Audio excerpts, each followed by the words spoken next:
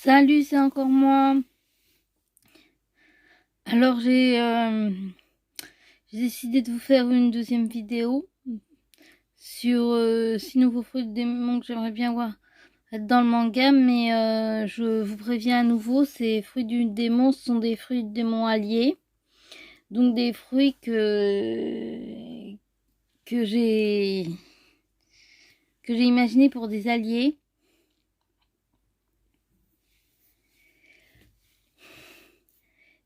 Et parce qu'ils sont beaucoup trop cheatés pour les méchants.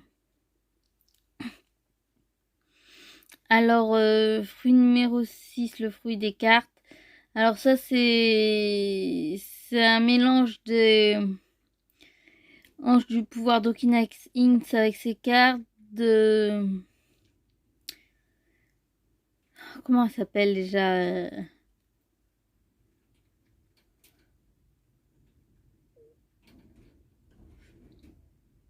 de Canada Fairy Tail et aussi un peu de Sakura parce que il y a des cartes qui peuvent balancer des éclairs, des machins, enfin un truc. Enfin c'est pas vraiment des éclairs, elles peuvent plutôt balancer des chaînes de feu, de granit marin, de tout. Ou voilà. Ah, ah et ça fait un peu aussi, par exemple, comme les cartes de Kana, tu peux aussi emprisonner des ennemis dedans. Mais il y a une petite différence, c'est-à-dire que ça dépend pas de la puissance et de la volonté des ennemis, mais de la volonté de la personne qui a mangé le fruit. C'est-à-dire que si tu as une volonté assez forte, et ben tu peux carrément emprisonner un amiral ou un Yanko dedans. C'est c'est clairement un fruit pour un dit. Je dis ça, je dis rien. Non, pourri la vanne. Bon, on va passer au fruit numéro 5. Le fruit de la furie. Alors pour ceux qui connaissent pas, les furies sont des créatures mythologiques féminines. Et en fait, elles punissent les criminels mais n'ont pas d'échelle de valeur. Elles butent aussi bien un assassin qu'un voleur. Et en fait, quand elle tue, elle force le criminel à entendre les cris de toutes ses victimes. Mais c'est la fumée. Et en fait, elle souffle de la fumée qui entre dans les ennemis et leur fait ressentir toute la souffrance qu'ils ont causée. Et, ou si la personne est en colère, et ben, elle devient ton esclave. Parce que elle devient une sorte de furie, mais à ton service, en fait. C'est pas mal du tout. Elle permet aussi de te transformer en fumée, de te téléporter. C'est très, très, très, très, très et classe. Et elle te donne aussi des grosses griffes. C'est hyper cool. Passons au fruit numéro 4, le fruit de la terre. Alors ça, c'est assez ouf. Parce que ça te permet de contrôler la terre, évidemment, déclencher des tremblements de terre et tout. Ou faire bouger les plaques tectoniques. Il crée des monstres de pierre géants, des golems et tout. Mais ça te permet aussi de contrôler tout ce qui a rapport à la terre, c'est-à-dire les arbres, les plantes, absolument en tout ce qui est rapport à la terre. C'est-à-dire si tu te trouves dans une forêt, le mec il est mal parce que les arbres par exemple ils peuvent devenir carrément tes soldats. Et ça te permet aussi de contrôler tout ce qui est en bois et tout.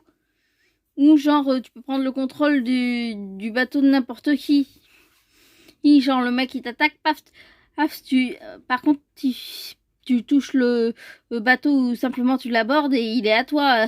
Ah, et le bateau se rebelle contre son possesseur en fait. Numéro 3. le fruit de la banni. Alors ça c'est hyper cool parce que ça te permet de poser un cri pousser un cri qui te permet de contrôler de détecter tes ennemis et de pousser un cri encore plus puissant qui leur fait exploser le cerveau. Oh, je peux te dire que le cri de Big Mama Walcake à côté c'était un récital. C'est Al parce que là le cri te fait exploser le cerveau de tes ennemis. Alors le mec qui soit amiral ou Yanko, oh, oh, son cerveau il éclate, il est dead quoi. Bien sûr, c'est un fruit qui permet également de voler, étant donné que les bannis sont des fées maléfiques.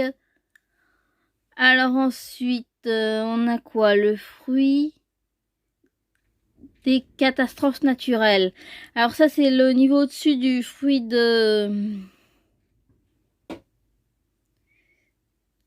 du climat. Parce que ça te permet pas de déclencher n'importe quel truc climatique. Ça te permet de déclencher seulement des catastrophes naturelles, en fait. Genre tornade, knock-upstream, tropicostream, tremblement de terre, pluie de foudre, de la totale. Voilà. Et son pouvoir suprême à lui, c'est de pouvoir faire tout ça en même temps. Ce qui est très très cool. Ah, alors là, on a le fruit de l'aura. Alors là, c'est très très cool. En numéro 1, je l'ai mis en numéro 1 parce qu'il est super cheaté. Il te permet de voir l'aura à des gens, ce qui te permet tout de suite de savoir si c'est un ennemi ou un ennemi. Si c'est un allié ou un ennemi, il peut pas te mentir parce que tu vois son aura.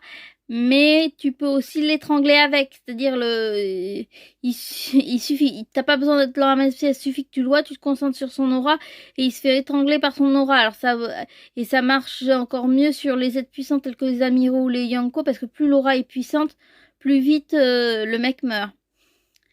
Bon, là on est déjà à plus de 7 minutes de vidéo, donc je vais couper, mais j'espère que cette petite vidéo va vous plaire. Allez, salut les potes!